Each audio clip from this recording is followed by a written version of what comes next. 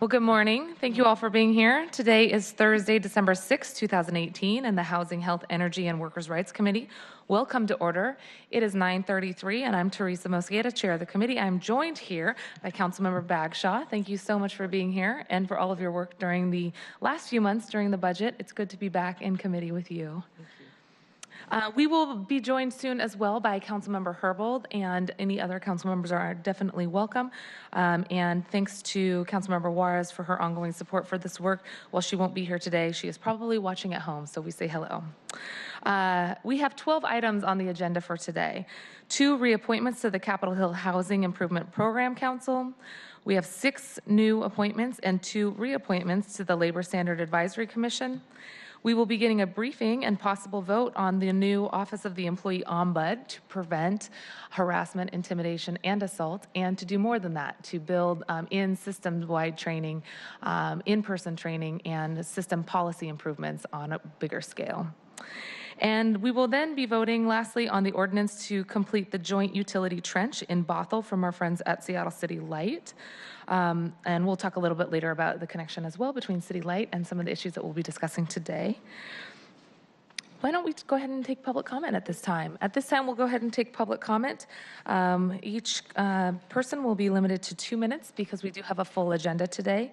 And we are asking for folks to speak to items on the agenda. Thank you very much. The first person that we have signed up is Denise Crownbell. Welcome, Denise. Good morning. Good morning. Thank you for being here. Is that one working?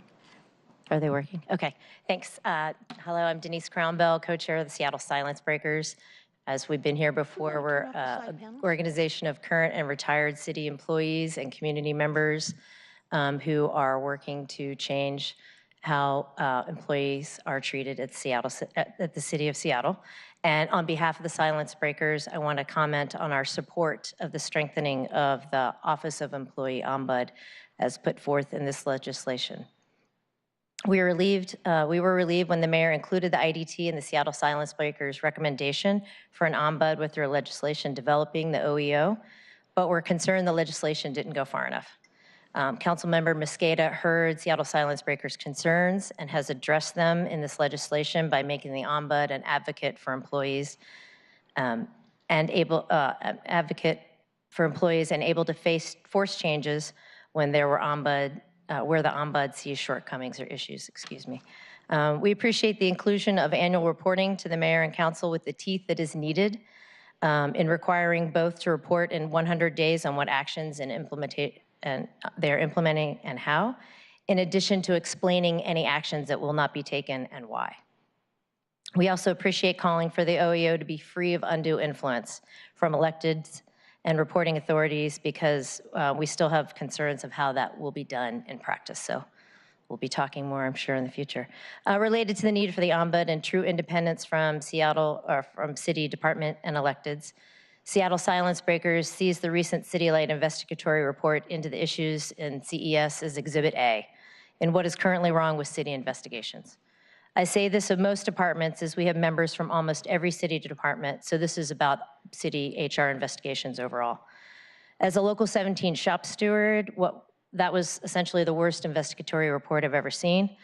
As far as an impact since the report's release, I've had employees come up and say they were, and this is sarcastically saying they were shocked at that there were no serious findings. And multiple women told me that this type of investigation was exactly why they weren't coming forward to HR to make reports. So this report will have the further effect of chilling reporting. And others will be speaking about this momentarily. Could I have you wrap up, Denise? Yes. Okay.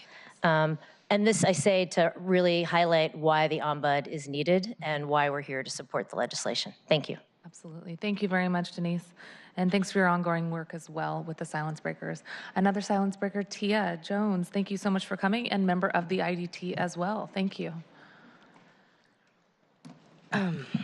Hi, so Silence Breakers, and I'm just gonna enlighten you with my story on why the ombuds is so important.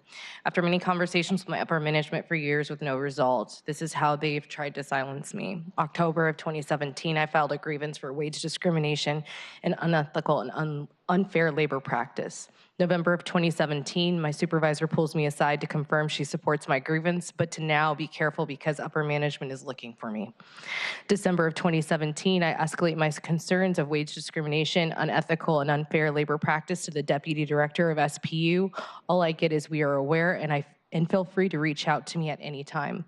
February of 2018, come into work with a freshly printed policy laying across my keyboard stating that if I do not say the new policy verbatim and written on the printed policy could lead to disciplinary action. I instantly escalated my concern to the deputy director about the threatening language. Policy was updated and changed the next day. However, the next day after the policy was updated to remove could lead to disciplinary action, I was pulled into a meeting about my Facebook post. Escalation to Facebook meeting happened within 2 days. March or April of 2018, disputing the negatively coded language in my performance evaluations needs to be careful on how me presents her concerns and ideas to management. Escalated through union to an employee relations HR contact about discrimination in the coded language in my performance evaluation. In a meeting with the employee relations HR, she stated it's not always about race, dismissing my claim at the same time or at the end of the same meeting without investigation. March of 2018, management lies to keep me from being a part of the IDT anti-harassment and discrimination for Mayor Durkin and Councilmember Mosqueda, citing I'm unable to attend because of mayoral directives. Also started working that month as well. June or July of 2018, issue 1, my new supervisor, I'm having time removed from my timesheet based on a non-existent policy, and after asking for documentations to support the theft of my time, this continues to happen for multiple months and for multiple timesheets, still without any documentation provided. Issue 2, same ongoing issue with my headsets. Customers are unable to hear me. Escalated hardware issue to my supervisor. While on the phone with a customer speaking in Spanish, a supervisor is hovering over me for 7 to 10 minutes. While on that call, I muted the customer to ask the supervisor to email me. His response, "No, I need to show you something." Call ends, the new supervisor proceeds to instruct me on how to use the up and down volume button on the same phone panel that I've been using for the last 3 years. My supervisors never asked clarifying questions about headset issues. In a moment of frustration, I clarified that it wasn't a volume issue, it was a headset issue, and I walked away because of how patronizing and frustrated I was. Because we had emailed back and forth for several days and he never took the time to ask fact-finding questions. Within an hour, I'm having another meeting with my new supervisor who felt disrespected that I walked away from him and would not allow or tolerate this type of behavior. September of 2018, ID recommendations are submitted, starting to work within my department in Florida to listen to my fellow colleagues who had complained to me individually about ongoing mistreatment from management to join me after work to air out our grievances and talk amongst ourselves. Ms. Jones, do you mind summarizing? And then we'll definitely take a written copy because I know that there's been a lot that you've helped to inform. So what it kind of boils down to is this week I had a meeting with my operations manager as well as that same employee relations manager who then told me unsubstantiated that I had made people feel uncomfortable and didn't reference times, dates of the allegations and exactly what the allegations were. And there was no resolution. So now I'm being isolated from being able to communicate with my fellow coworkers. Thank you for sharing your story, Ms. Jones. Councilmember Bagshaw. Thank you very much for coming. I'd like to hear more as well. And I'm wondering, could I ask to have the side panels on the TVs turned off? Thank you very much, Seattle Channel, for doing that. Thank you very much, Ms. Jones. The next person is Lisa Frissine. Thank you very much, Lisa, for helping me with that. My name's Lisa Frissine. I'm a member of the Seattle Silence Breakers, and my comments are regarding My comments are regarding the CES investigation report and the disregard for all the work the IDT has accomplished. The findings of the report are concerning because it's obvious inappropriate behavior by employees at CES created a hostile work environment for numerous women. The investigator dismissed these behaviors because she claimed they did not constitute harassment and therefore were not illegal. The city's press release stated that they did not bother investigating the petition in the spring of 2017 because they state that everyone interviewed, except Beth, informed the investigator that they did not have specific allegations to report to HR. It's unfortunate that SDHR, SCL, HR, and CES leadership felt that 42 people signing a petition did not warrant any immediate communications regarding resources for reporting future incidents or acknowledgments of the petition. It's foretelling that the city waited for the Women's Commission to address the petition and the threat of a lawsuit from a former employee to then hire an external investigator to address the petition. The purpose of the investigation was for the investigator to determine if the allegations in the petition were true. Two of the petition allegations stated that inappropriate behavior created a hostile work environment, and there is a need for sexism training for staff, training for supervisors and managers to understand their legal obligations when notified of inappropriate behavior. The report was written after numerous women, some who provided stories to the Women's Commission, had already left the utility. I feel it's pretty clear by the women's detailed experiences of unwanted conversations regarding sex, forceful touching and kissing, and physical aggression that some women would find it uncomfortable to go to work, that job performance would be impacted, and that CES needed training. As someone who was questioned in the investigation, had my story included but questioned if it ever happened, I can comfortably say that the report is completely biased. None of my comments that questioned why CES leadership and Larry Weiss waited so long to address the petition were included. Most, if not all, my comments supporting the women's concerns in the office and the targeted person in the report were excluded. Oh, sorry. It's okay if you want to summarize, and then we'll take a written copy of your testimony Sure. if you're interested. I'll just read this last paragraph. The majority of the report, which contained long-winded opinions presented as fact, were written by people in leadership positions whose job it is to protect the department and the city. The findings of the report to be used as evidence in the pending lawsuit against the city make staff feel like pawns and are reminded how unimportant we are in the grand scheme of things. HR only reacted once all of this landed in the hands of the press. Bad publicity, not harassment of the employees, is concerned. How would the findings of the report change if the issues identified at CES were addressed in a timely manner before the Women's Commission and the Truthful Stranger article? Would it be focused on the allegations of harassment or still focused on destroying one employee's character and downplaying the willingness of many women who signed, told their stories, and resigned from the city within months to sacrifice themselves and their career for the better good? Thank you very much for sharing that. And if you're interested, we will definitely take your written testimony. The next person is Kathleen Marigan. Hi, Kathleen. Good to see you again.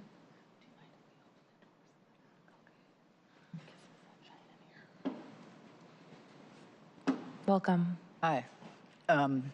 Kathleen Merrigan. I'm a retired electrical worker from City Light.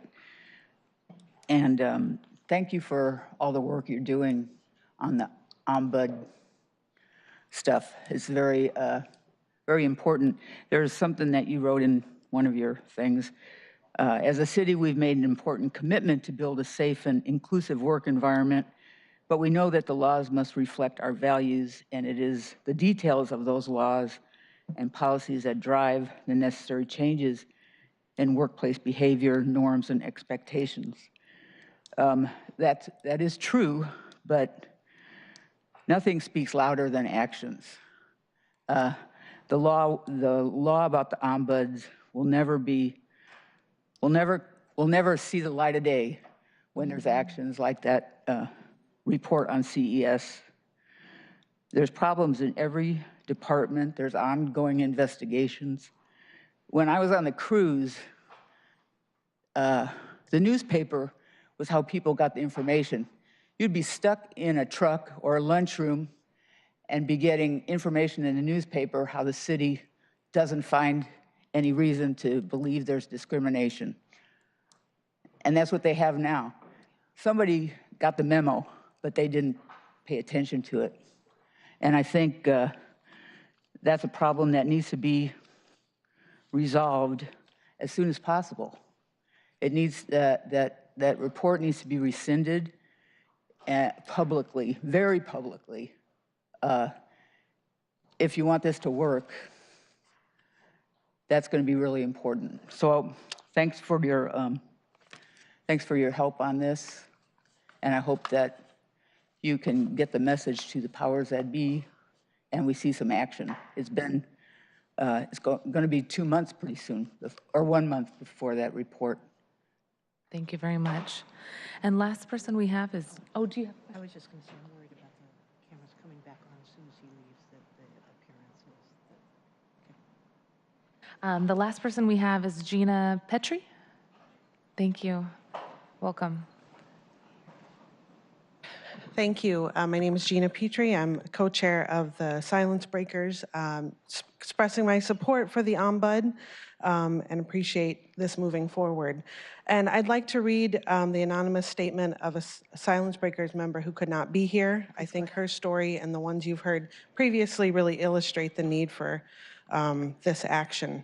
So it goes, fact, multiple media outlets publish stories about hostile work environments of the city of Seattle.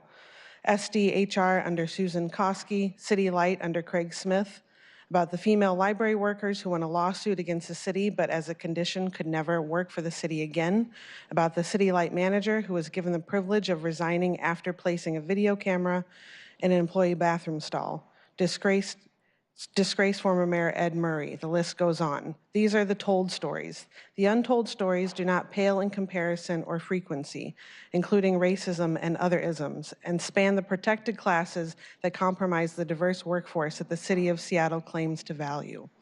Fact, City Light recently released an investigation report to the media and others about the Customer Energy Solutions petition signed by 42 employees regarding allegations of sexism in a hostile work environment. The report was completed by an employee defense attorney hired more than 9 months after the petition was received and ignored by many city managers. Under the guise of, quote, transparency, City Light released the dismissive and biased report to the press. We are disappointed in Deborah Smith's decision to allow for this to happen. This is not about transparency, but rather corrupting the narrative of harassment faced by women on the street and in the workplace. As the report does so blatantly, and Donald Trump says, deny, deny, deny. Fact, many details of the petition investigation reveal reported incidents of sexual harassment and a hostile work environment very similar to those that happened to the female library workers. One worth noting that highlights the abusive behavior of City Light HR against those who come forward is that of the male supervisor who City Light hired an external attorney on his behalf to investigate his non-sexual complaints against Beth Rocha, the most vocal and outspoken woman from CES. This occurred within weeks of her 9-month-long, quote, in-house investigation, which included multiple complaints against him and management-level employees being finalized. This supervisor, in all investigation reports completed, was accused by 3 women over a period of years of multiple unwanted sexual propositions, multiple questions that were sexual in nature, multiple incidents of non-consensual touching and kissing.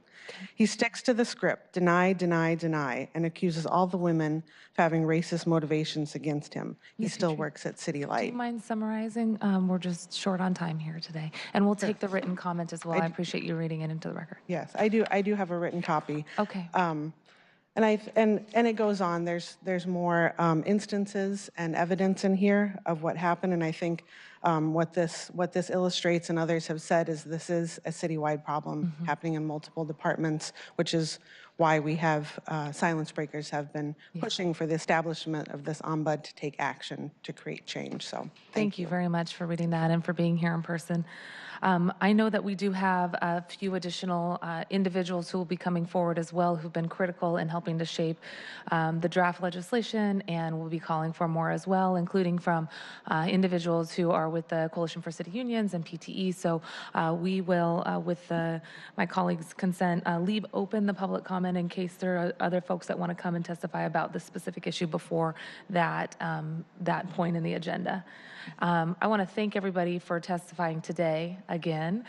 It has been very, very critical to have your voice both here in committee and at the IDT, the Interdepartmental Task Force. And it is a testament to your courageous willingness to come forward and tell the stories repeatedly, but more than that, to demand change. So today is a first step, which we'll talk about in a bit. But I just want to say thank you once again for your ongoing courage to come forward. And this will not be a one-time issue. This is the beginning. This is the tip of the iceberg in terms of the types of changes that you've recommended recommended in the report, which we'll talk about in a bit. And also want to just say we will also be bringing forward in January at our next meeting a chance to hear more about the Seattle City Light reports and an update from the new director as well in terms of what policy changes are on the horizon and what's happened in the last few weeks/month. So thank you again. More to come on that. With that, we're going to leave open public testimony for a few more minutes. Why don't we go ahead and read in items 1 through 2 on the agenda, if you don't mind, Faride. Agenda item 1 and 2, reappointment of Frank Alvarado and Eric Snow as member to the Capitol Hill Housing Improvement Program Council. Wonderful, and thank you for joining us, Kenny Pittman. Good to see you.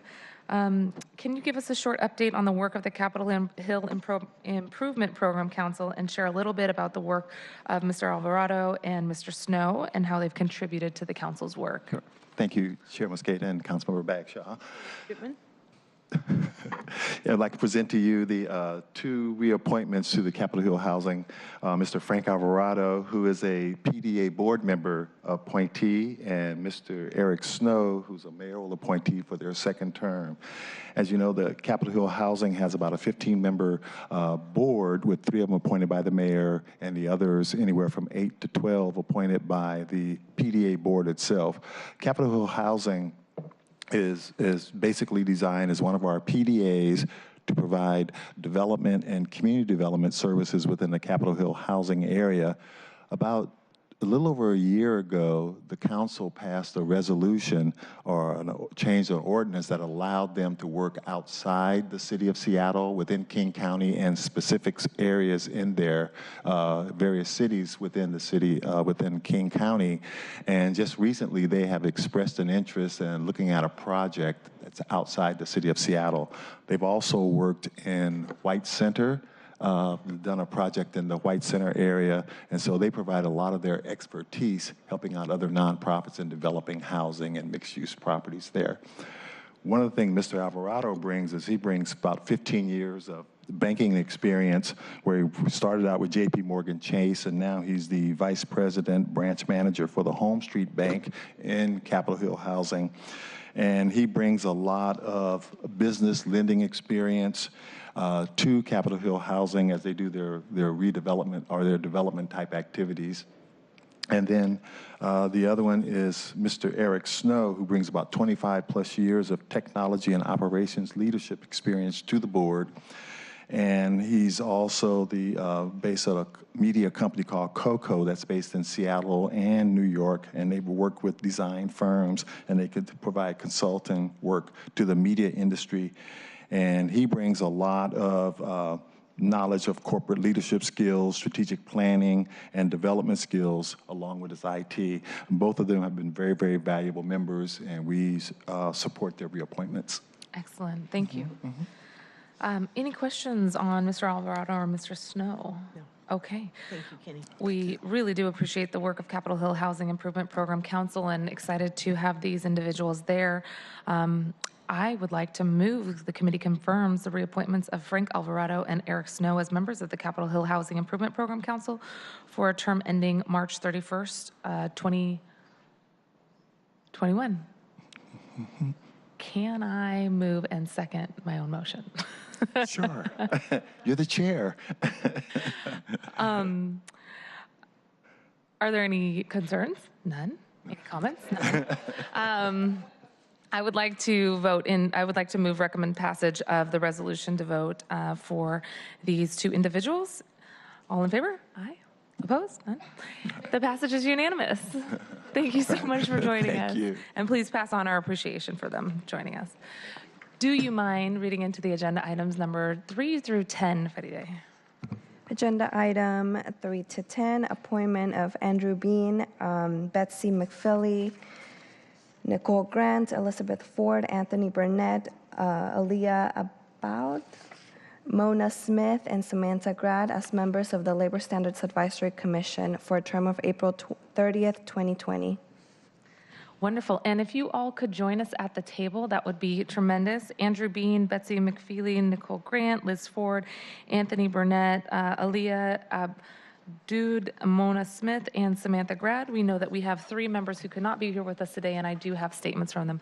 Councilmember Bagshaw, I hope it's okay that I went ahead and affirmed the appointment of the Mr. Smith. Okay, yes. I apologize for having to leave. We just had an SOS with 4 people standing in the hallway saying, "Do you need us?" And I'm like, "No, it's all. Thank you." No, we're all good. So, Mr. Alvarado and Mr. Snow have been moved by our committee. And do we have any central staff individuals coming forward at this point? Okay, no problem. So thank you guys so much for joining us. I know some of you have already served, and I believe you're a co-chair of the Labor Standards Advisory Committee. Before we begin with background on each individual, if you could all read your name into the record, and maybe we'll hear more about what the committee's been up to lately. Go ahead. Sure. I'm Elizabeth Ford. Samantha Grad. Andrew Bean. Great. And Andrew, would you like to give us a quick update on what the committee's been up to lately and your role as co-chair? Sure. So, Don't mind speaking. yeah. Thank you. The commission meets quarterly. There's a co-chair from the business side and from the labor side. Kellis Borick is the co-chair on the business side. And we meet and review either policies that are proposed that impact labor standards, such as the Domestic Workers Bill of Rights, or updates to sort of wage theft and enforcement that are ongoing from OLS, and also sort of hear from the Office of Labor Standards on strategies to enforce, or sort of how they're looking at cases in front of them, or how they're thinking about directed investigations, and sort of ask questions and discuss. And it's an opportunity for stakeholders from community and labor and business to get together and discuss these issues at one table. Excellent. Let's start down there and come this way. Is there anything else that you'd like to state about your experience and what you're looking forward to next year on the committee? Sure. I've been, I'm now a vice president at SDIU 775. We represent, Congratulations, by the way. Thank Election you. just happened. we represent 45,000 primarily home care workers and also nursing home workers around the state of Washington and in Montana. And most of these folks are low-wage workers, disproportionately women and people of color, and I think that the work that the Office of Labor Standards has done since it was initially formed, and I've sort of been on the Labor Standards Advisory Commission since the beginning, and before that actually served, I know, with you and with Marty Garfinkel, who's now the director of OLS, on the sort of precursor to that committee to really look at how Seattle can lead the way in enforcing wage theft and in implementing labor standards and really fill in the gaps that aren't being met by, the federal government, among others. And so I think the work that the commission has done and the office has done has just gotten better over time. And we've seen a lot of sort of improvements in how quickly cases are handled, and the different kinds of strategies and enforcement tools available to the office over time have just kept improving. And it's been a lot of good work. Thank you. Welcome, Ms. Grad. Would you give us a little bit of background on your work and what you're hoping to accomplish on the LSAC as well? Sure. So I'm Samantha Grad, and I am here on behalf of UFCW Local 21. We represent 47,000 workers statewide. We have about 10,000 members who live and/or work here in Seattle.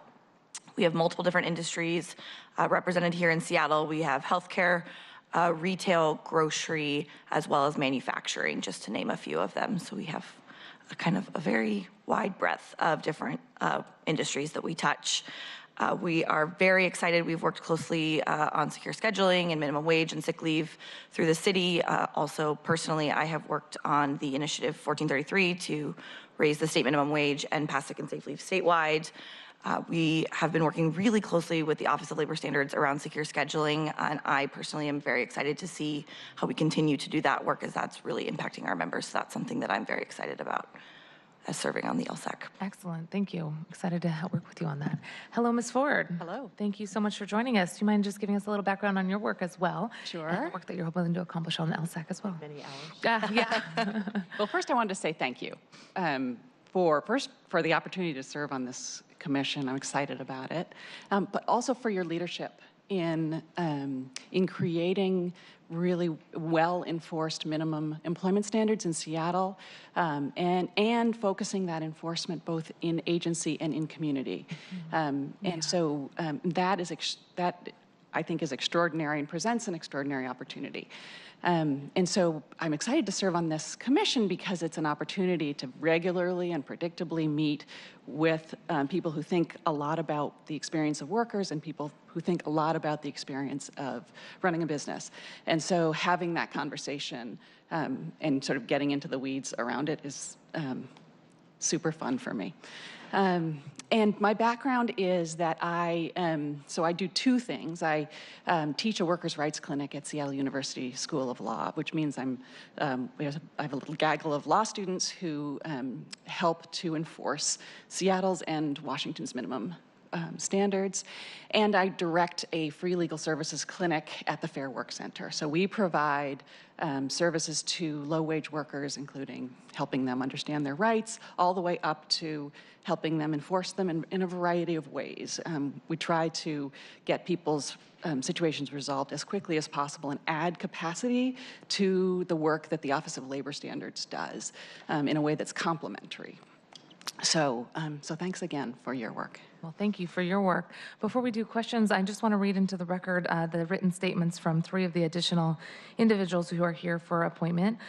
From Nicole Grant, who is the Executive Director of the Martin Luther King County Labor Council. She says, "It's been my honor to serve on the Labor Standards Advisory Committee, and I'm looking forward to one more term of service. The work we accomplished on LSAC is special because it's an opportunity for both employer and worker representatives to interact with city government, and especially for the Office of Labor Standards to be in the room. I'm looking forward to breaking new ground for vulnerable workers in our community and using LSAC as a vehicle for equity. I would also like to take this opportunity to express gratitude to council members and council staff who have sat in on the LSAC proceedings and supported our work." Also from Mona Smith, "Dear Committee, I would be honored to serve another term on the City of Seattle's Labor Standards Advisory Commission. I'm committed to reasonable and thoughtful labor standards that improve the quality of the employee work environment and provide businesses the autonomy needed to be successful in Seattle. Much work lies ahead of us to achieve the balance needed to sustain both a diverse and robust economy that attracts businesses of all sizes to the city, that allows businesses, particularly small businesses, the economic engine of Main Street, to compete, thrive, and grow, for workers to have increased job opportunities, a safe space, and to enjoy the fruits of their labor. I look forward to Seattle and the Office of Labor Standards investing in the right blend of innovation, education, and enforcement to achieve compliance with current and future city labor standards and to make Seattle a model for other cities." And lastly, we have a statement from Anthony Burnett. Anthony strives to help create and cultivate educational programs and visionary workshops in order to enrich the knowledge of the business so that they can make proper labor decisions. Anthony is passionate about giving counsel to other business owners, stakeholders, and executives. By continuing to serve on this committee, he can donate his time, not for his betterment, but because he has something of substance to share and to give to the betterment of those in Seattle. Thank you all for sharing those comments. Did you have any questions? No, but I do want to say thank you, all 3 of you. I mean, you and I have worked together in various capacities, and then, of course, with Mona and Nicole. This is a fabulous committee. Thank you for spending your time with us, and thank you for spending your time in the other committees we've been working on, too. Liz, good to see you. I just want to say thank you again for your service. I think that the work that LSAC is doing right now is critically important, especially for non-traditional work environments, and including for the work environments that have been considered traditional in the past, given the new changes from the Supreme Court, and the ways in which workers can express a desire to have a collective voice, and how employers may be changing their interaction with employees. We want to make sure that we're cultivating both a sense of respect in the workplace, but also respect for those who want to collectively bargain. And when we do so, we know from study after study that that's good for the bottom line for many businesses. It's good for the stability of our local economy as well. So I do think that this is a win-win to have business and labor at the table. I really appreciate your work. And I just want to know from you all, would it be helpful if this committee that has oversight over labor issues and the Office of Labor Standards, if we sent to you some questions that we had, would it be helpful for us to send questions to get advice on? Is there any other thoughts that you have about how we can better interact with you or be more present? Or if that's not helpful at all, then we are happy to stay away and take all of your recommendations. Just to your point, I think that we are, one of the things we're taking on next year is looking at misclassification, independent contractors, like how to what the state's doing, what the city could do, and that a lot of that came from Council Member Herbold. So I think it is helpful when we hear from council members about what issues they might want us to look into. Excellent. Okay, well, we will keep that in mind and take that homework. And would love to, again, attend any meetings that you think are important for us to be there, but please do express our appreciation to every single one of the LSAC members. I also want to note that at our next meeting, we will have a chance to hear from Betsy McFeely and Aliyah Aboud. We want to make sure we get a chance to hear from them before appointments, and that includes either a written statement or in person, so we'll hold those two for the next meeting. At this point, I'd like to move the committee confirms the appointments of Andrew Bean, Nicole Grant, Elizabeth Ford, Anthony Burnett, Mona Smith, and Samantha Grad as members of the Labor Standards Advisory Committee for a term ending April 30th, 2020. Second. Are there any additional comments? Thank you. None. Okay, all those in favor? Aye. Aye. Opposed? None. It's unanimous. Thank you very much for your interest in serving on the LSAC, and we will bring forward this motion to full committee on December 10th. We'd love to have you there, and if you're not able to be there, thank you so much again for your service. Thanks. Thank you. Good to see you. Before we move into the next agenda item, since it pertains to the Office of the Employee Ombud potential legislation discussion and vote, just wanted to see if there was any additional folks who have had a chance to come that would like to speak to that before we close out public testimony. Great, welcome, come on up.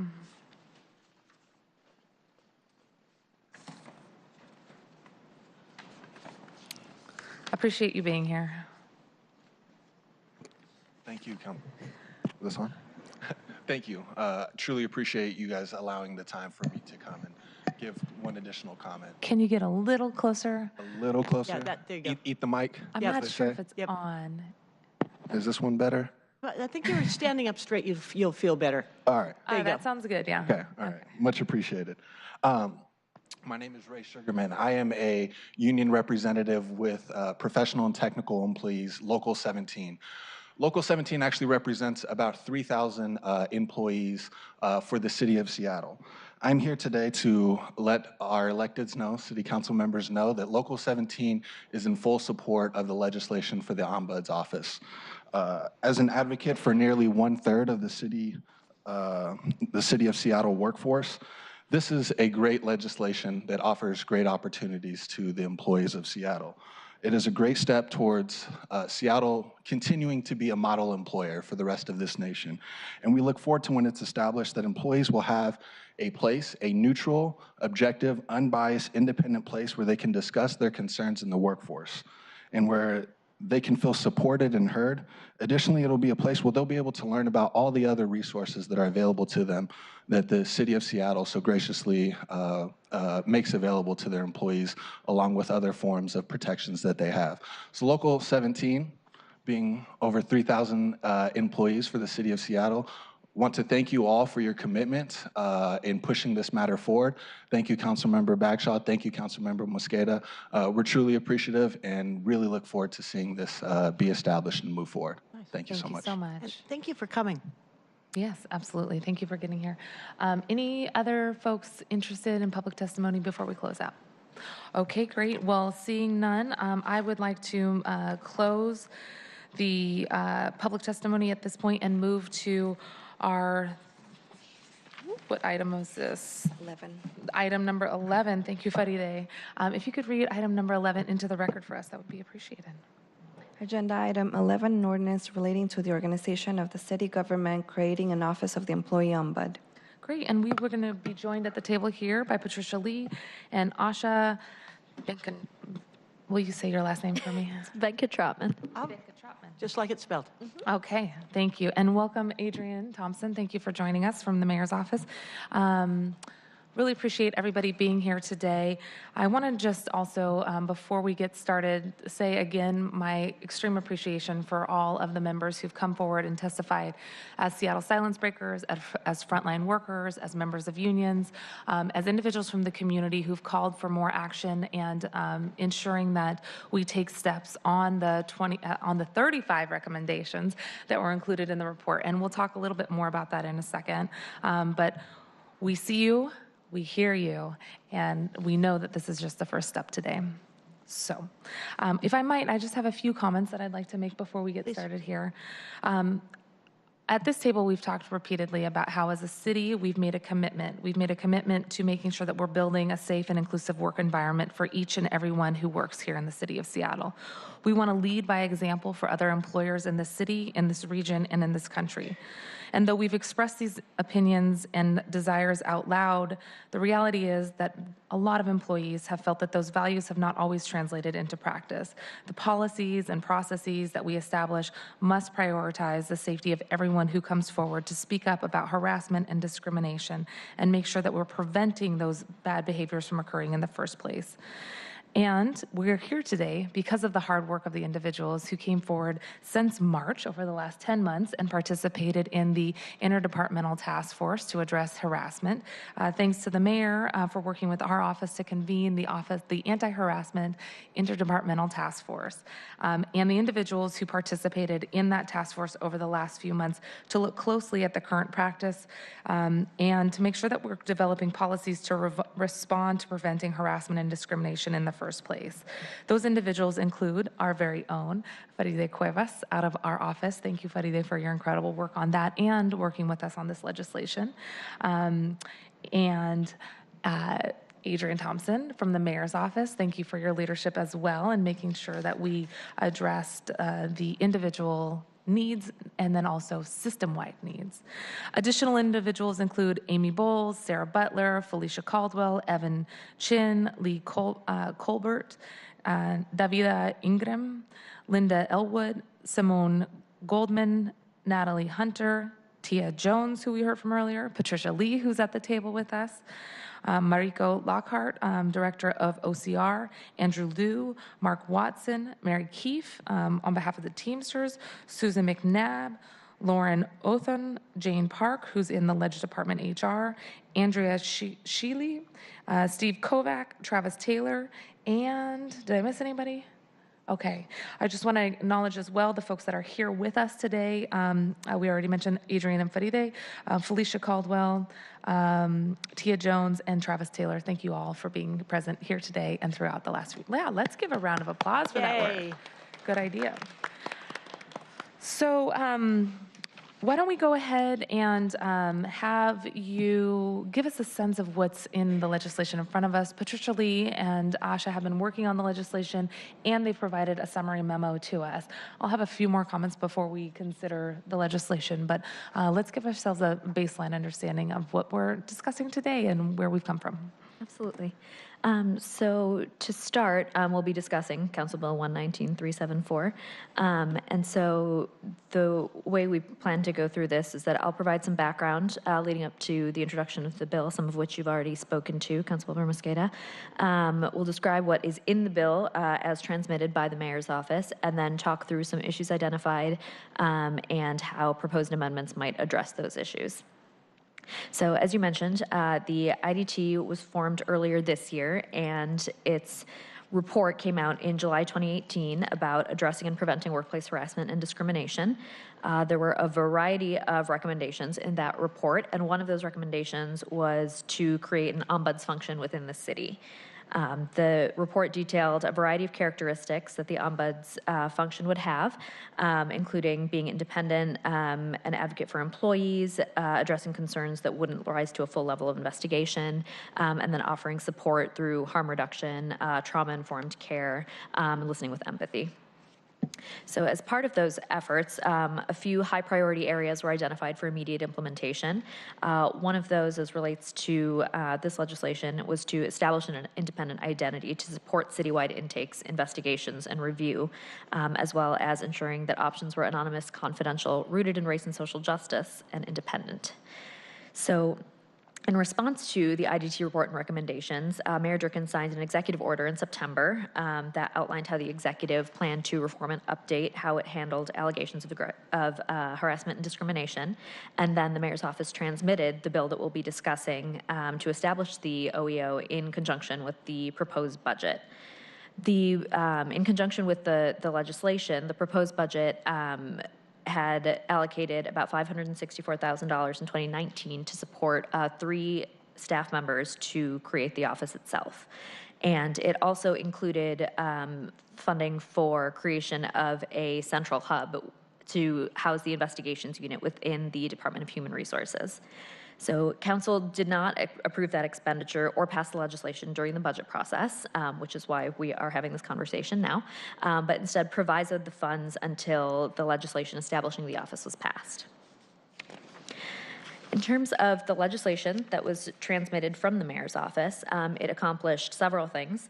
The first was creating the office and creating the director, who the mayor would appoint and council would confirm.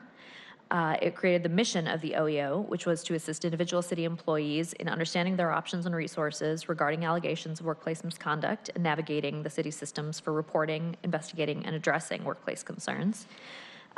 It created the functions for the OEO, which were to provide navigation to employees about their options, facilitating discussions around miscommunications that could have led to workplace conflict, and creating a requirement for reporting by March 31st annually to the mayor's office and the council about broad systemic issues.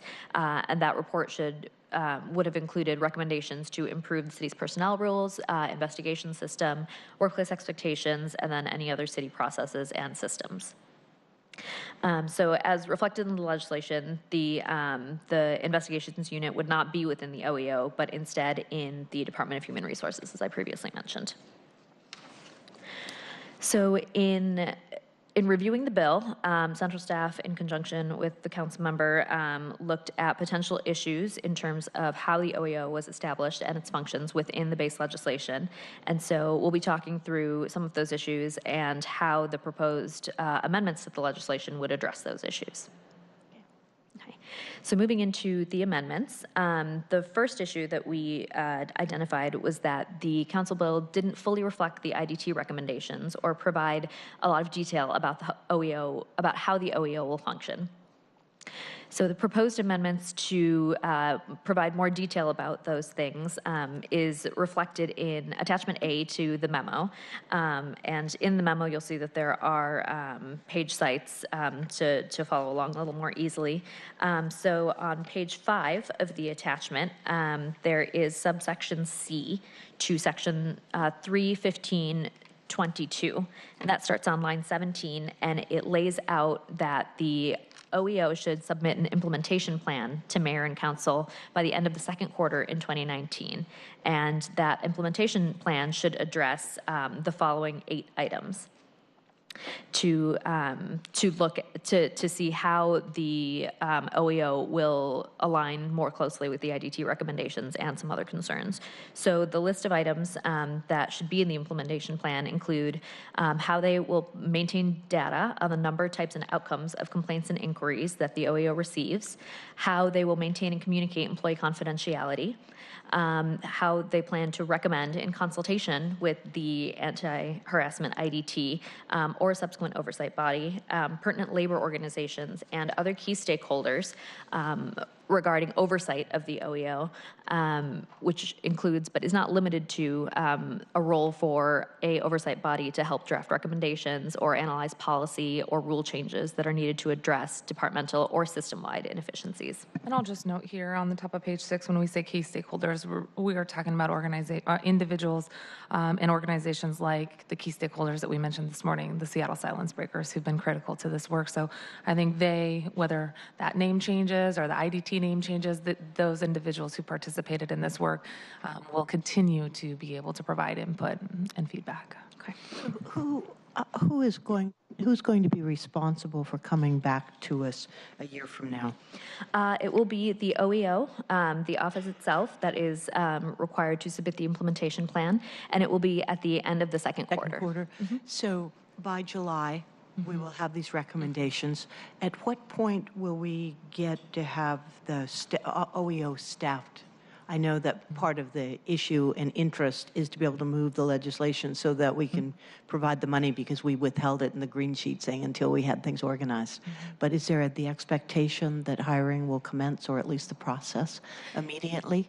Yes, that is the idea. I believe the jobs are already posted for hiring, and the proviso only provides that the funding is held until the legislation is passed. It's not contingent on the implementation plan, so as soon as this gets passed by council, the proviso can be lifted. And I'll just add to that, I appreciate the creative language that we were able to include in your budget to make sure that the proviso didn't hold up the process of both drafting the job announcement, posting it, and potentially considering applications.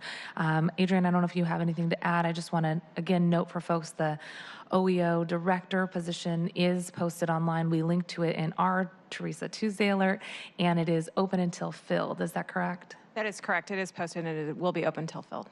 Great. So hopefully that means that the process continues along, even though we're considering this today. Okay, but the individual can't be hired until this passes. Correct. And as we know, the hiring process takes some time in the city. So I think as long as we move forward on this legislation quickly, we will be fine. Good. Thank you for that. Asha, I know you had a few more here. Did you want to go through the latter half of the report back? Sure. The next item is for the OEO to develop a written disclaimer that would notify city employees that their consultation with the OEO is not actually them filing a complaint or a legal action.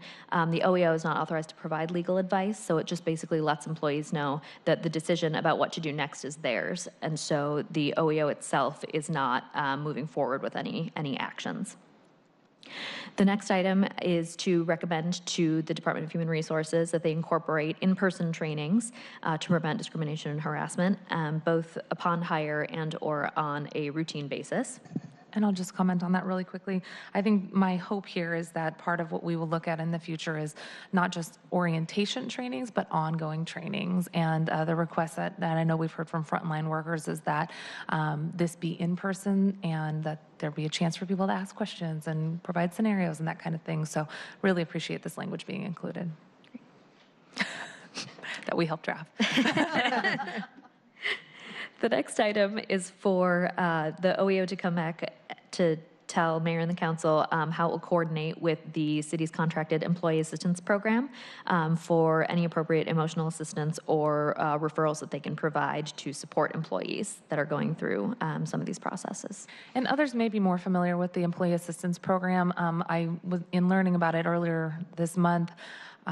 Last month, what I found to be interesting is that this entity really provides that emotional support, referral, consultation, being there on a personal level to really help folks who might be dealing with crisis and to help navigate the various options. And I thought it was a great way to make sure that this entity is connecting with our existing EAP who's contracted to do this type of work and to make sure that all the dots are being connected. Great. The next item is for the implementation plan for OEO in the plan to review the current structures that are in the city to address harassment and discrimination and recommend any changes that are needed to the municipal code to accomplish any recommendations that they have. And the recommendations should include an evaluation of where the investigations unit would be best placed in order to address barriers to reporting and underreporting.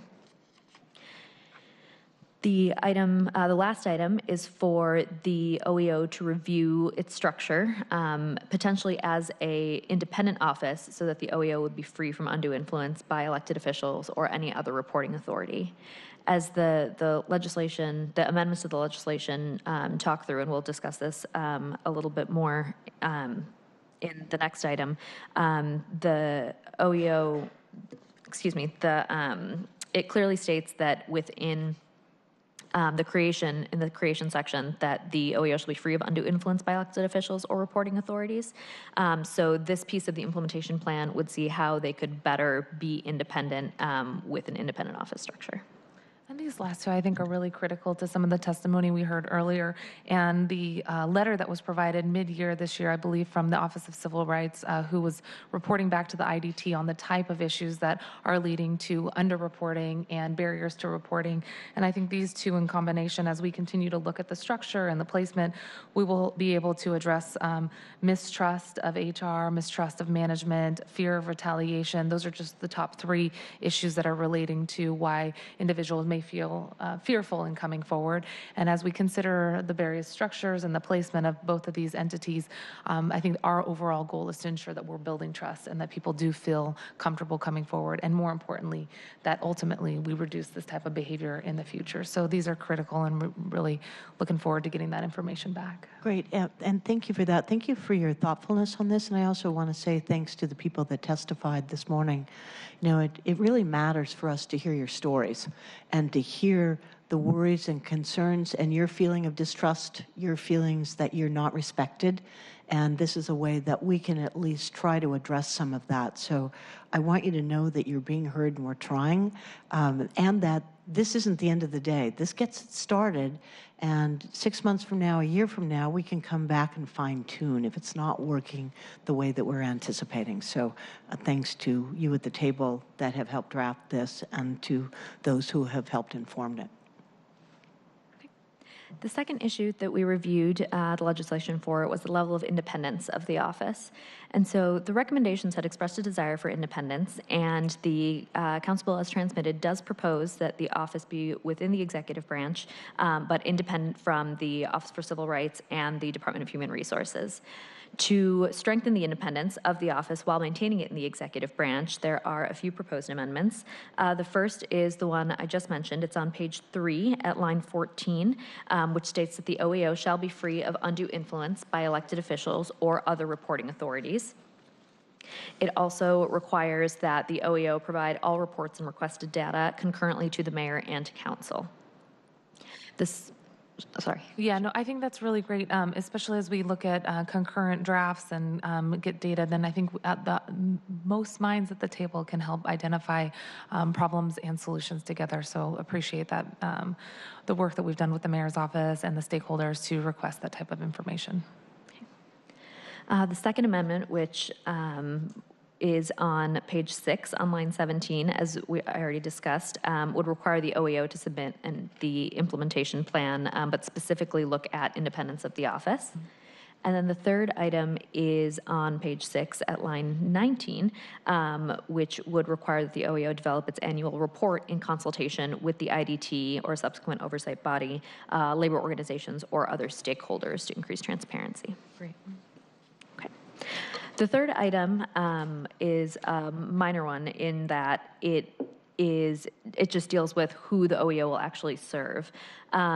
Because the establishment of the OEO was first discussed in an executive order, which by its nature just applies to executive branch employees, when the legislation came down, it was not completely clear that the OEO would be available to all employees and all branches of government.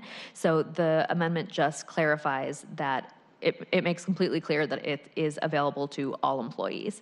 Whether other branches decide that they will use the OEO is their own prerogative, but it is open to employees citywide. Did you have anything else to add in terms of item number 2 on augmenting the level of independence related to the last section on page 8? Jeez. In terms of the director?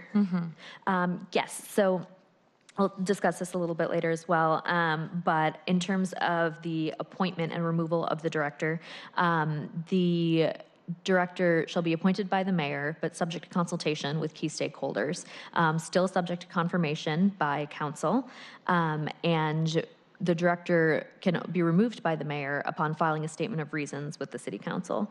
And this isn't a novel idea within the code. This is the sort of removal procedure that is applicable to the director of the Office for Housing and the Office of Immigrant and Refugee Affairs. So it would just be similar to those directors. Great, thank you. Patricia. I was going to take the last set of amendments. So one of the main reasons for creating the OEO was to provide an alternative place that employees could go to if they weren't comfortable going to their department HR. So the initial language that came down was an attempt to make sure that it was a neutral and impartial, because there are going to be employees who are both seeking help because they aren't sure whether to make an allegation, and people who have had an allegation made against them. So we wanted to make sure employees on all sides of the issue felt free and comfortable in seeking assistance from them. In order to strengthen the language and make it a little more robust, however, the following changes are being suggested. The first is, while OEO will not give legal advice. Is it in this? Yes, it is. If you're following the memo, it's on page 5 of the memo, and it's looking at amendments starting on pages 4 and 5 of the ordinance. I don't know if you're following the memo or the ordinance. You're trying to do both, I understand.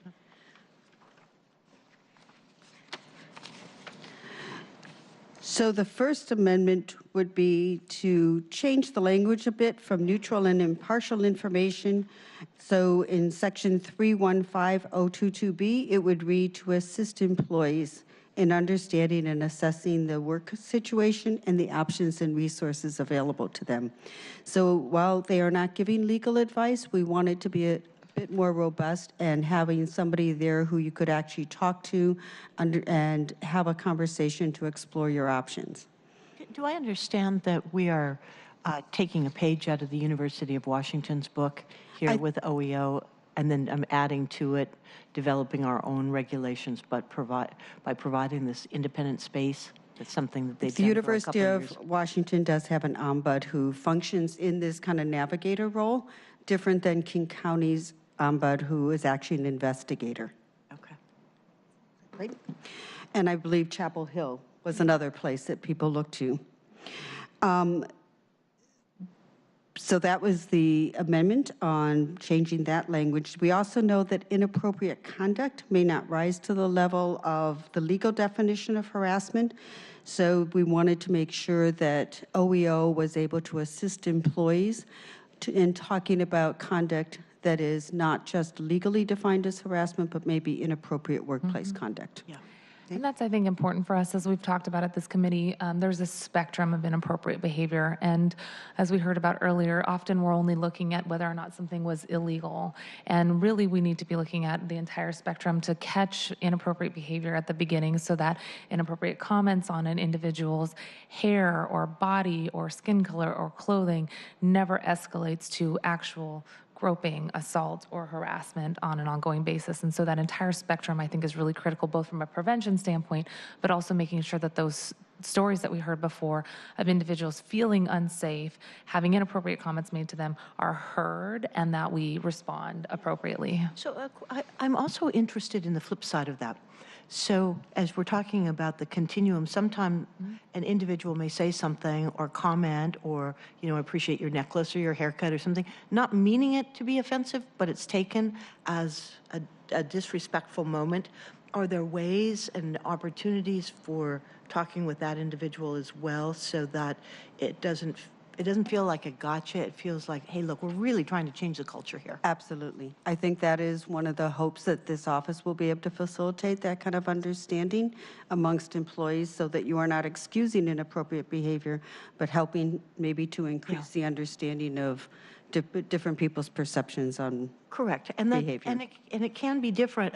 One of the comments that was made earlier that struck me, you know, if I had been working on a board where I am taking comments for 3 years, and now I've got a new supervisor coming in who's telling me, here's the, you know, the volume adjustment switch. I mean, it just that story alone, just, you know, it just puts that horrible sense, that pit in your stomach and that anger. Like, what are you talking about, buddy? I've been doing this for 3 years.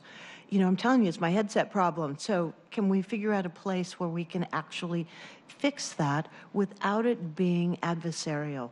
So I like the fact that what we're trying to accomplish is to do good work. And the reason we're all here is to do good work for the taxpayers. And if something's in the way of that, let's figure out how we can fix it. This strikes me as a great opportunity where it isn't an us versus them. It's all of us trying to figure out good ways to get along and to be respectful of each other and learn what respect means. Couldn't agree more. And to keep it from escalating. Right. So the next thing that was looked at was the original ordinance said the OEO would inform the city employees about the city processes for reporting, investigating, and addressing workplace conduct. And section 3.15022B broadens this and includes options available outside of the city. So our current personnel rules also reference that you also have remedies under state and federal agencies, and we have an alternative dispute resolution center.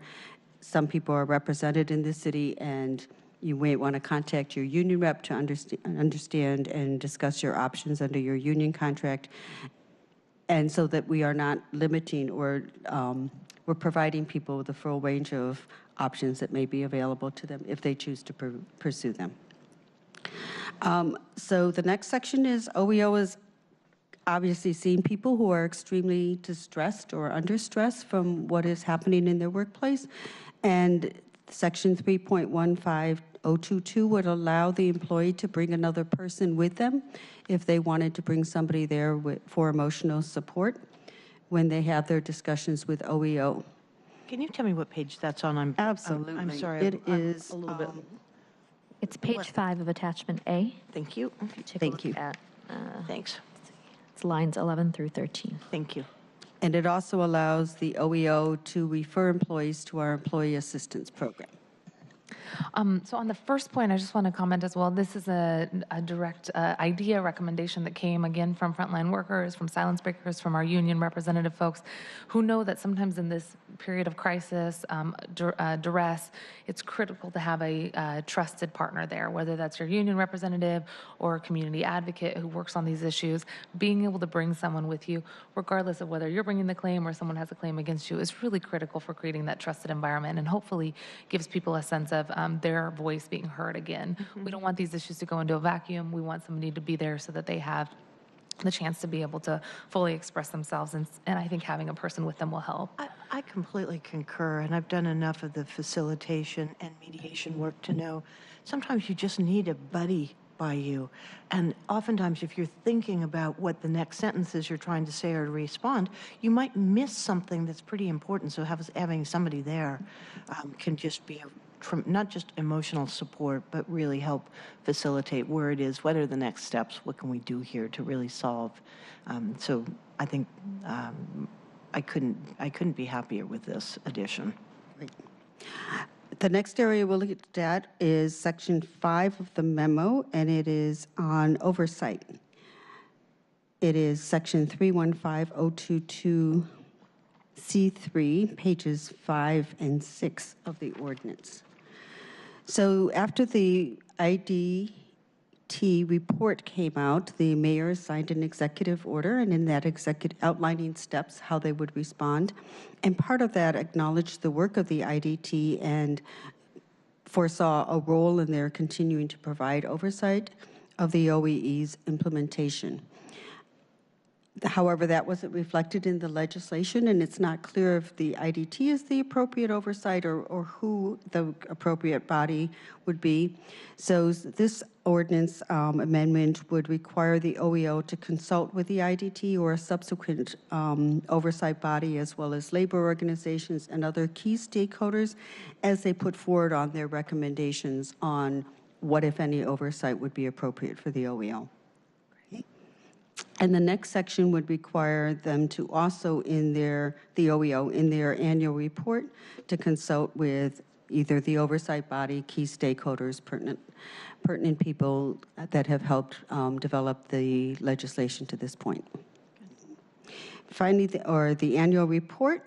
There is an annual report that is being requested of the OEO. I don't want to frighten anybody who's considering taking this job of all the things we are asking them to do. But part of it was to have them do a policy role as well as an informational role, so that as they see people coming through their office and they get a sense of the patterns or the sense of the places where there may be gaps in what we should be addressing, that they have the opportunity in their annual report to let us know where there are places that could be strengthened. And we've added to the things we would like them to recommend. So what is being added is for training, specifically in-person training, because sometimes that's more helpful than something online.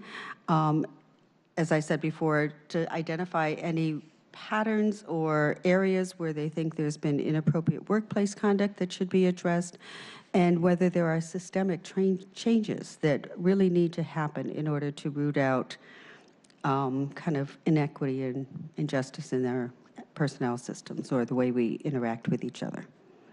And because we know that even with our best intentions, everybody is busy and it's hard to always respond to everything that comes to the council, we've put a requirement that the council and mayor respond to these recommendations, similar to what was in the domestic workers ordinance.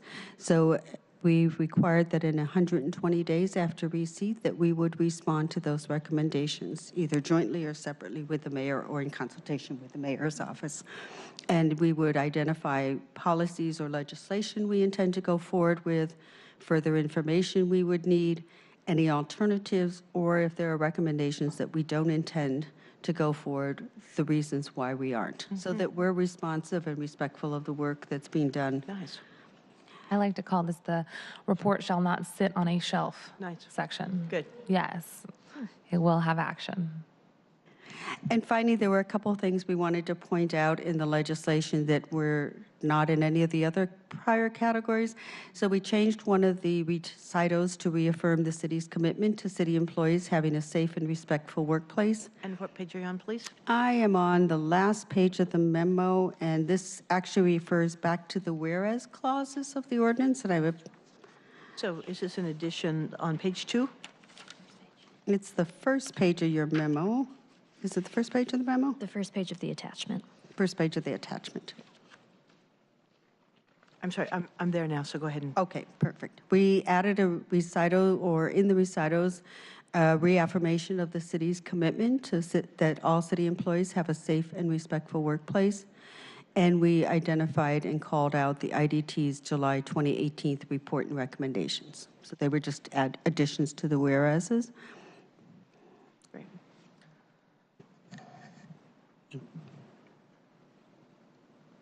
I think we've covered all of the changes we have suggested to the ordinance. Okay, thanks. Thank you. And you have a version 3D that incorporates all those changes.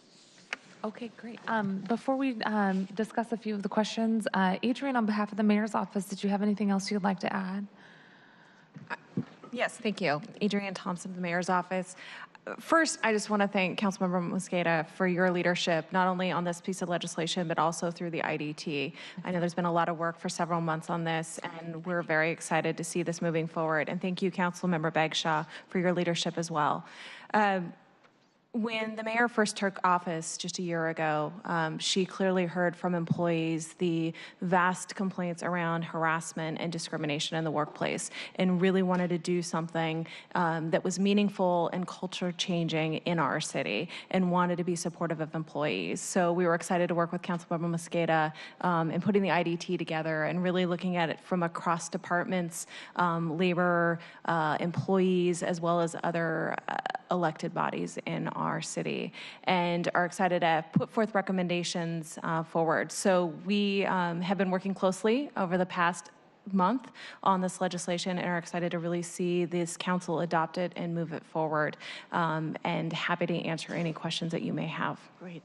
I frankly don't have a question. I'm just so delighted that you have all been working together on this. Councilmember Mosqueda, once again, this is your leadership, your brilliance, your experience really coming to the table. And when I had heard from the mayor's office yesterday that she herself and the staff working on it were very much in support of this, I just felt like we've had that hallelujah moment, because it really does make a difference. The Wayback Machine in 1992, I was a new lawyer at Metro, and they did a great big deal for 3 days with everybody who was working for Metro at that time, went through a culture change effort. And I thought it was one of the best steps forward I'd ever seen. Yet this is even better because it puts it on the ground for people to come in, to have a place they can talk and work through issues, but also, as we've talked a little bit ago, a moment ago, if there's 2 individuals that are having problems or 4 that are just not communicating or clearly understanding each other's needs, it provides that forum. So would you just extend my thanks to the mayor and you and your team that have been working on it, and Asha and Patricia. I know how much work this went into just by looking at the blue that's all over this. So among the three of you, Councilmember Mosqueda and your staff, thank you for doing this. So I think we're on a really good path. Thank you. Thank you very much, Councilmember Bagjan. You have been a steady supporter of making sure that we take those values and put them into action. So I'm excited to be here. And again, we recognize that this is the first step. I do have a few comments. I really just want to say thanks again to everyone here. I don't have any additional questions, and I know that we will have a chance to continue to ask questions about implementation, our new director, the staffing of it, as we get the report back at the end of second quarter 2019. And really, I think this has been a collaborative effort, both with the council members, with the mayor's office, and really driven by the recommendations from silence breakers, from union representatives, from frontline workers, who also had the sense of urgency that we needed to act, and we needed to act quickly.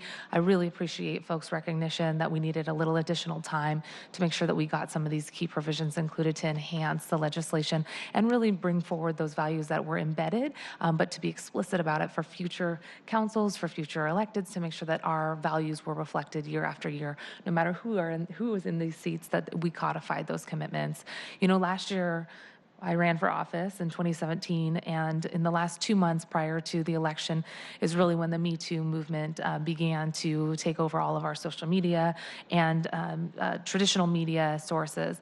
And having had the experience of a Me Too movement along that spectrum, and like many people have reported, we knew that we needed to act with urgency. And this was one of the key provisions that I wanted to make sure that we had the chance to advance within the first year of being here. I'm incredibly proud that we've been able to take this first step, and I think that having people who get into these positions who say that it's no longer okay to put these issues on the back burner, that we will bring these issues forward and be accountable to ourselves, be accountable to the community, and accountable to workers is exactly the type of action we need to have, not just in this Washington, but in the other Washington as well. Good luck on that, but we can do it locally. We can do it locally. And we've learned from other colleagues. We've learned from colleagues who are trying to make changes in Congress for the workers who are there, from our state capitol, for the workers who are in our legislature, and doing that here, not just for workers within the city legislative department or mayoral department, but doing it citywide, I think has really taken this commitment to the next step.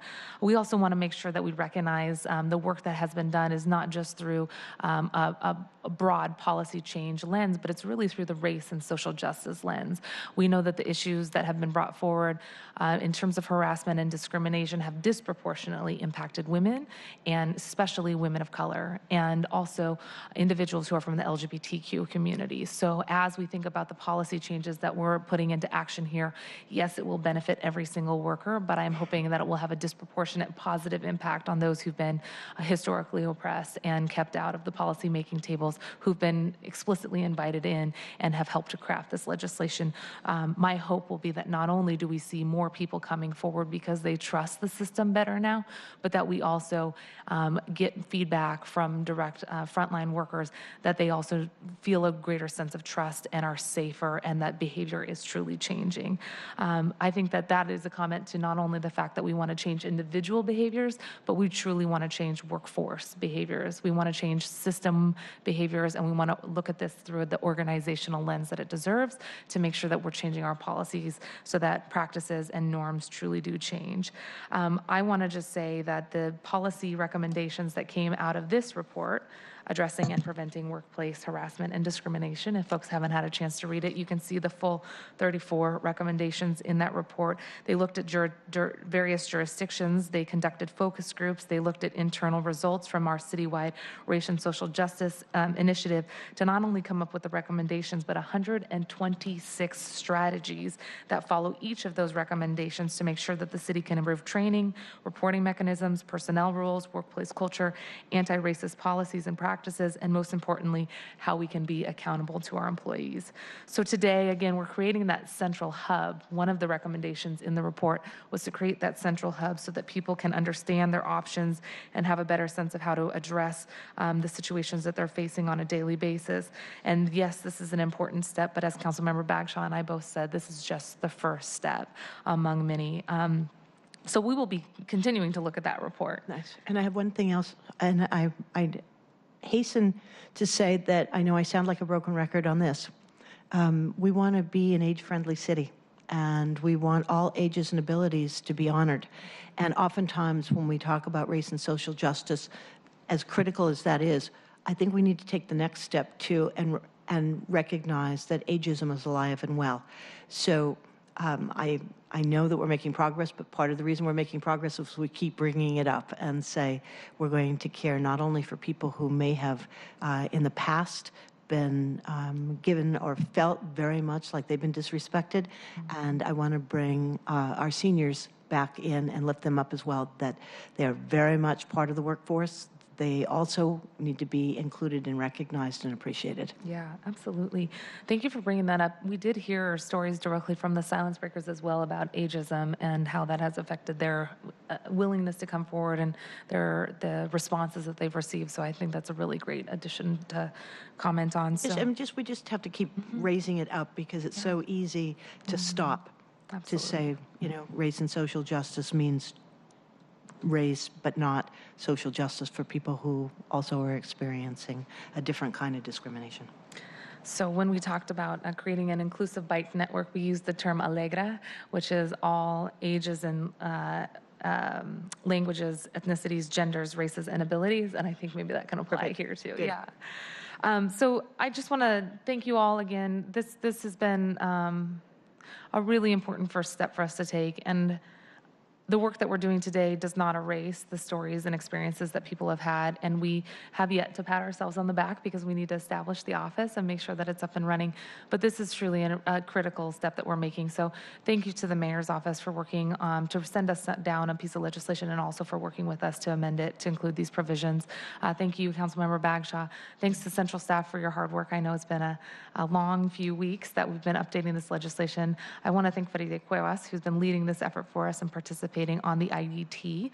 Our office would not be in the position to help advance some of these pieces without you, so thank you. And again, to the silence breakers, to the frontline workers, to the union members who've come forward and shared your stories and are demanding more. We will be there working with you.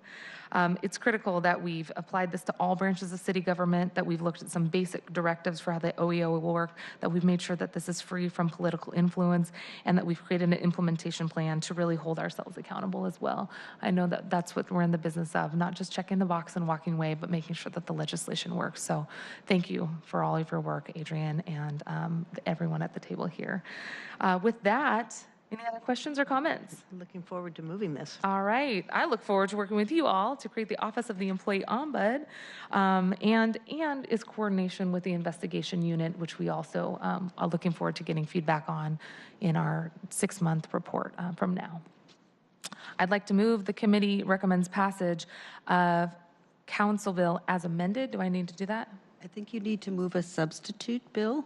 So you need to move to substitute version D3 for the version that was transmitted, and then you can move. That way we didn't have to take a vote on each amendment. Good. The bill is amended. Okay. I move to substitute Council Bill 119374 version D3 for version D2A. Second. Excellent. All those in favor? Aye. Aye. All those opposed? None. Okay. So version D3 reflects the changes that we just discussed to the ordinance. Make sure that these changes put in place a reporting back mechanism, ensure greater stability for the office as we move forward, and additional feedback mechanisms as we implement this new office. And I'm very excited to work with all of you. Do we need to move it, but do we need to have a second vote on this as amended? Okay. So here as it is. amended. Is this?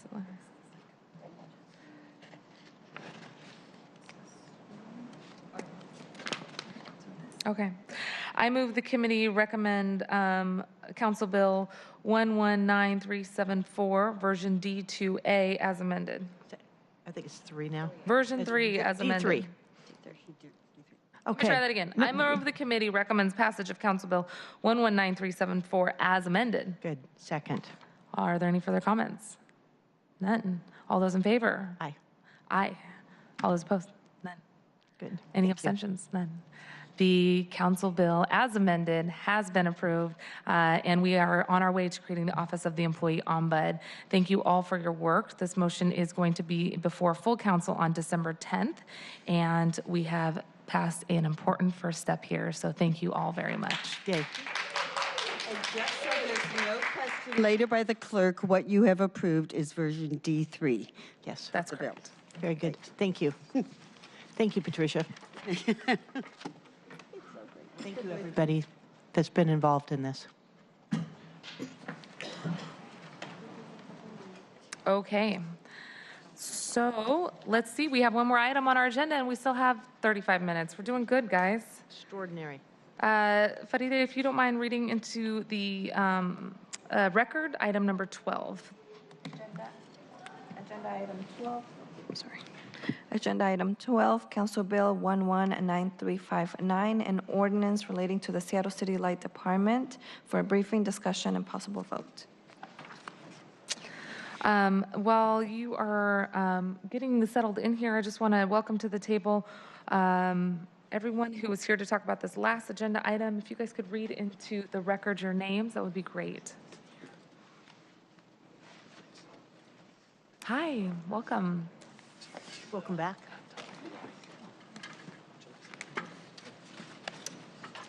Dr. Smith, why don't we start with you for introductions, and then we'll get started here. Yeah, great.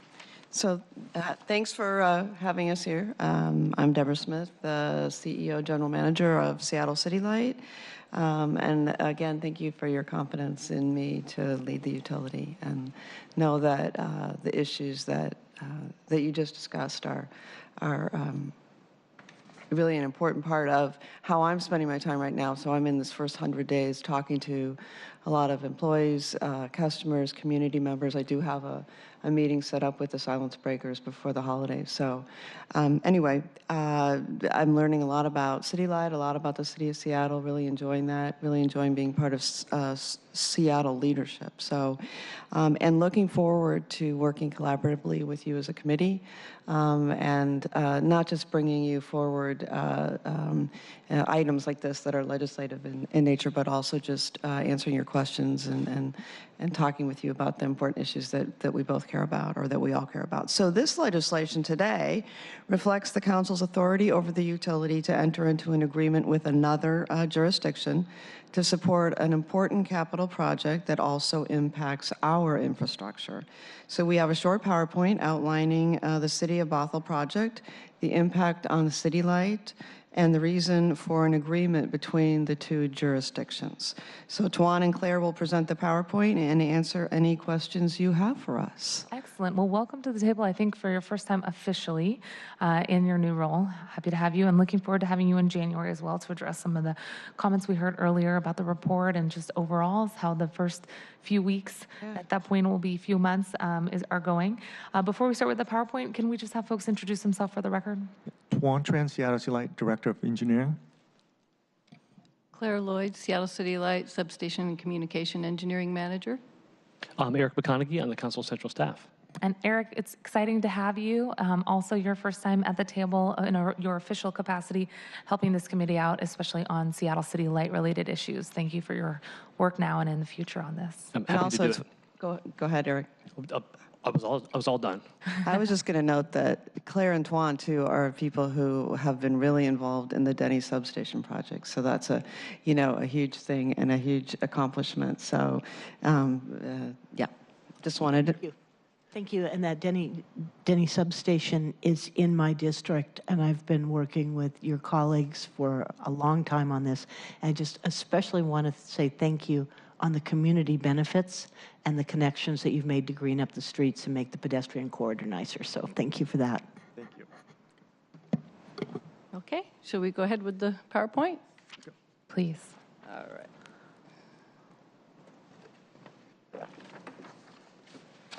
The City of Seattle is requesting authorization to enter into a joint utility trench agreement with the City of Bothell to underground 4,750 feet, which is approximately 0.87 miles of cable, of communication cable, from aerial to underground.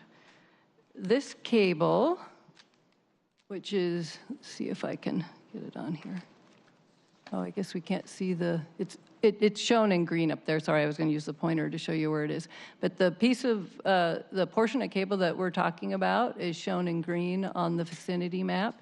And it is part of a 24-mile-long cable that runs between the Bothell and North substations. Bothell and North substations are both owned and operated by Seattle City Light. The cables needed to transport communications for Seattle substations and the Skagit generation plants.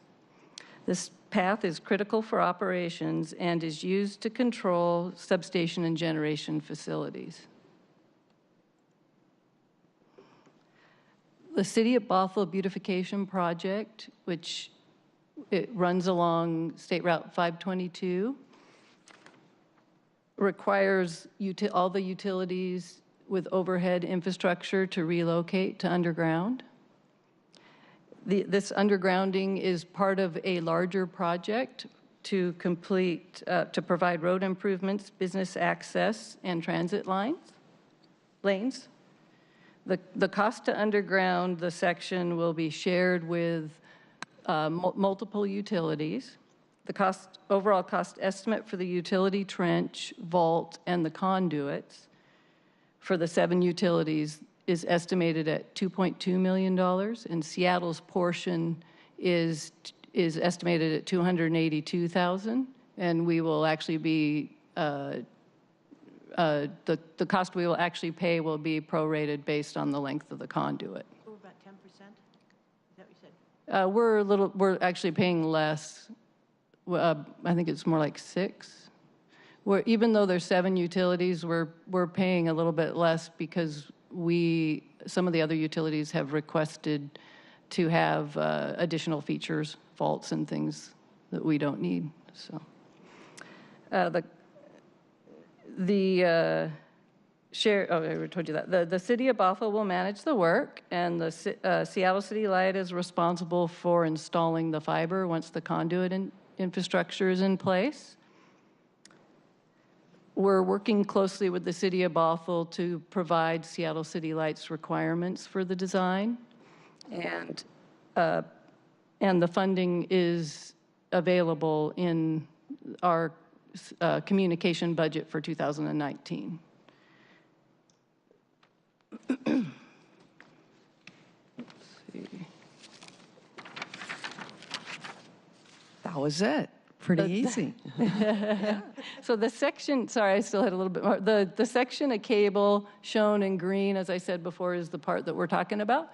The yellow, the portion shown up there in yellow is the only work that we are anticipating in the future for this 24-mile cable route, and is associated with the City of Kenmore's bridge widening project.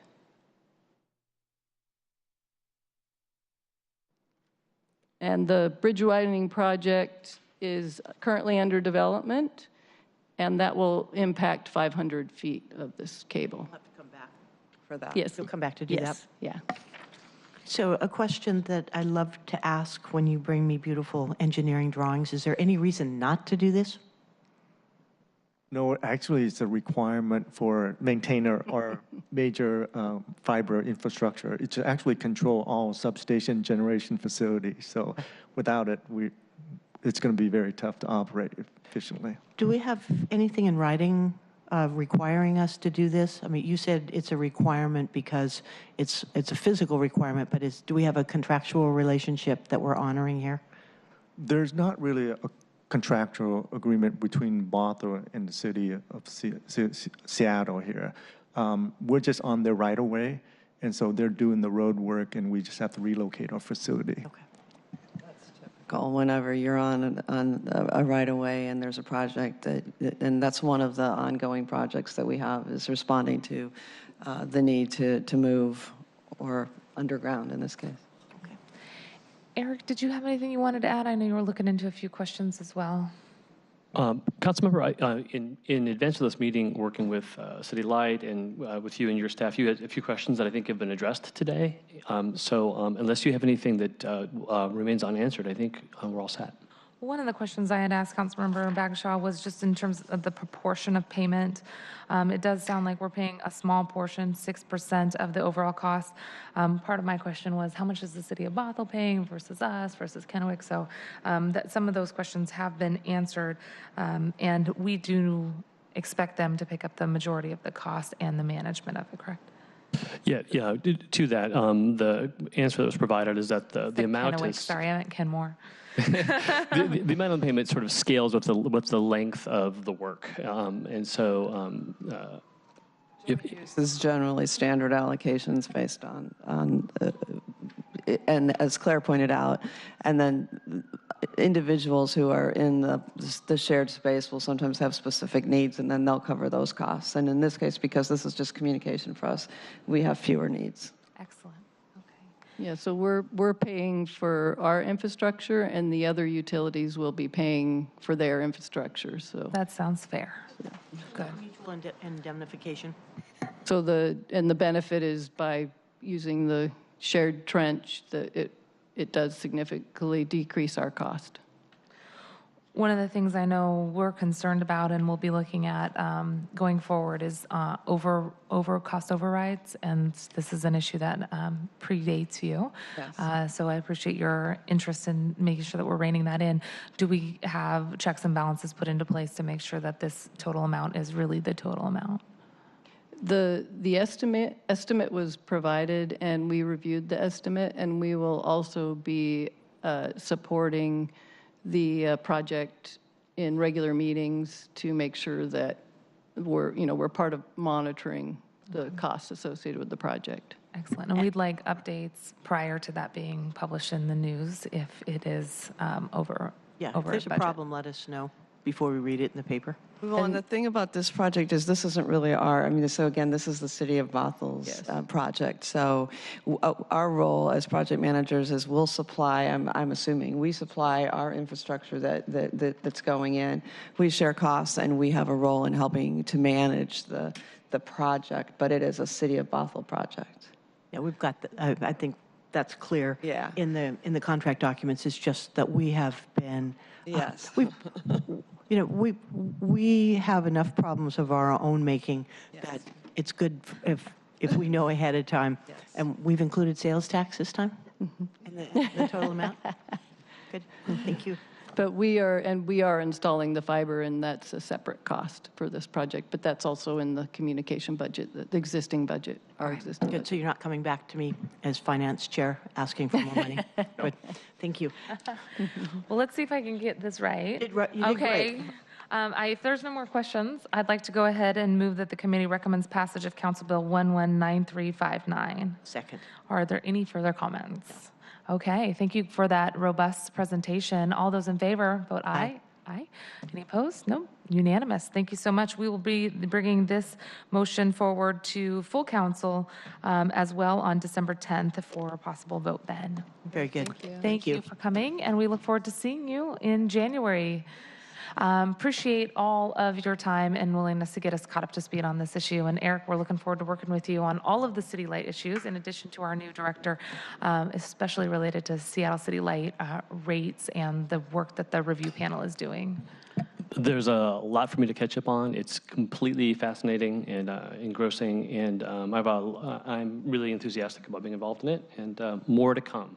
Good. Excellent. Thank you. We can learn together. Yeah, that's right. I love that idea. So at this point, are there any other items that you'd like to discuss, Councilmember Bagshot? Okay. Thanks to Faride for staffing us for this entire year. We are coming to the close of having this committee now meet for a full year, and this is the last committee of our Housing, Health, Energy, and Worker Rights Committee for 2018. The first meeting of 2019 is going to be on the 17th of January. I'm going to cancel the January 3rd meeting because I assume many people will still be on holiday. And there we will hear from Deborah Smith, report back on Seattle City Light, CEO, General Manager, first few months in office, reporting back to us as well, as you heard on the report that we heard earlier today. And we'll also have a presentation by Enterprise on the map that they were compiling for us mid-year this year. We saw the interactive map. Yes. Every parcel of public land in the city is now going to be online, and we can zoom in by parcel to see what tax credits are available, how high the zoning goes, what options exist for creating housing there. And we'll also have a presentation, I think, by economics. Economics? Economics. Economics, yes. Yes, so we're reaching out to them as well. And thank you for all of your incredible service with us this year as I got my feet underneath me. You are amazing. This committee and council as a whole. Really appreciate it. Good. Thank you for everything today. With nothing else, this committee meeting is adjourned for 2018. Well done. Thank you all.